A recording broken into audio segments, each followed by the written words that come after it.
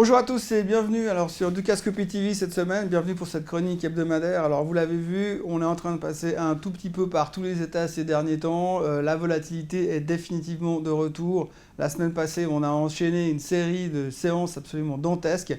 Donc gentiment, vous voyez, le monsieur là, il est en train de changer d'orientation et on est en train de passer dans le mode secondaire qui est le mode du bear market. On n'en a pas encore là, mais globalement, c'est ce que tout le monde parle beaucoup en ce moment. Alors un bear market, c'est quoi? Un bear market, on le sait tous, c'est quand les prix commencent à baisser, quand le marché commence à baisser et quand finalement, plus rien ne fonctionne. La peur est là, la peur continue de faire baisser le marché et finalement, elle attise le feu de la peur, donc le marché continue de baisser. Techniquement, on aime bien voir une baisse de 20% sur les marchés par rapport au plus haut, avant de pouvoir dire que nous sommes vraiment dans un bear market. Donc de ce côté-là, on a encore un tout petit peu de marge.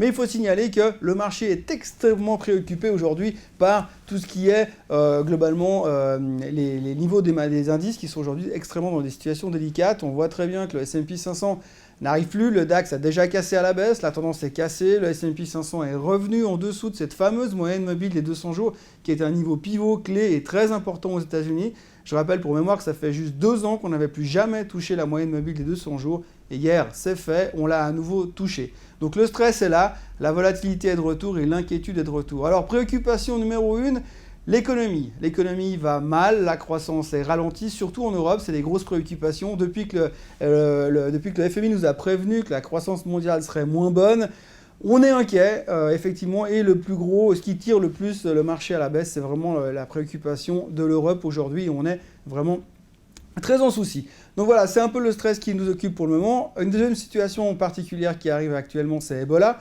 Alors Ebola, aujourd'hui, c'est clair que les scientifiques nous disent qu'il ne faut pas trop paniquer, que tout va globalement pas trop mal et que tout est sous contrôle. Mais il y a quand même un stress latent et on le voit aussi, se reflète un tout petit peu dans les marchés financiers.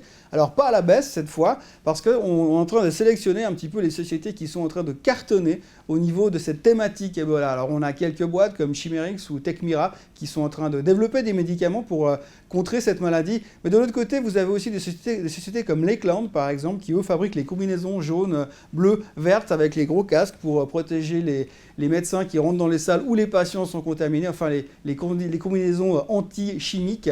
Et ces combinaisons-là, cette société-là est en pleine folie aujourd'hui. Hier soir, elle a pris encore 50%, c'est complètement hallucinant, on est en plein délire, ça ne vaut pas ça. Mais simplement, tout le monde est en train de chercher, en tout cas dans le marché, tout le monde cherche les solutions. Qui va être le prochain winner sur la thématique Ebola?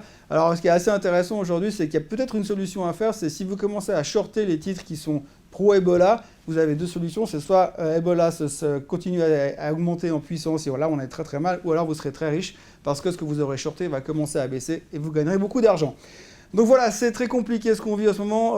Globalement, les marchés sont très tendus, il n'y a plus vraiment de direction, si ce n'est la baisse. Les gens sont très inquiets et ce qui est assez paradoxal en ce moment, c'est que le marché est très atteint psychologiquement, j'ai envie de dire.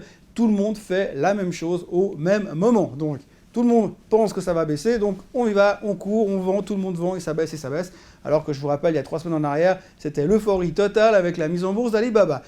Donc voilà, les marchés ont la mémoire très très courte, encore une fois, ils apprennent rien du passé, donc on revient dans les mêmes schémas, mais ce qui est assez impressionnant aujourd'hui, c'est que les marchés électroniques et les modèles mathématiques continuent de pousser le marché dans tous les sens, et vraiment il y a cette espèce de sensation que tout le monde va dans le même sens, au même moment, et il n'y a plus vraiment de recul. Tout se fait à très court terme. C'est pas très très bon pour le marché, c'est effectivement quelque chose qui peut nous emmener à une correction plus importante. Alors aujourd'hui, choisissez votre camp. D'un côté, vous avez les extrêmement bulles qui profitent vraiment de cette correction pour accumuler et se dire il y a encore beaucoup d'argent à faire parce que c'est pas terminé.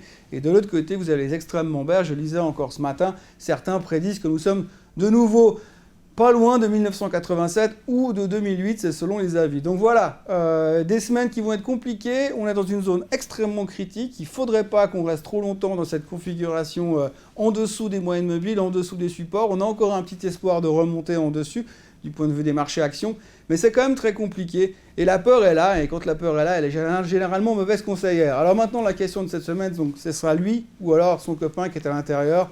Grande question. Je pense qu'on y verra un tout petit peu plus clair la semaine prochaine, vu qu'on entame une grosse semaine en termes de publication des résultats à partir de cet après-midi. Voilà, en ce qui me concerne, je vous souhaite une très bonne semaine.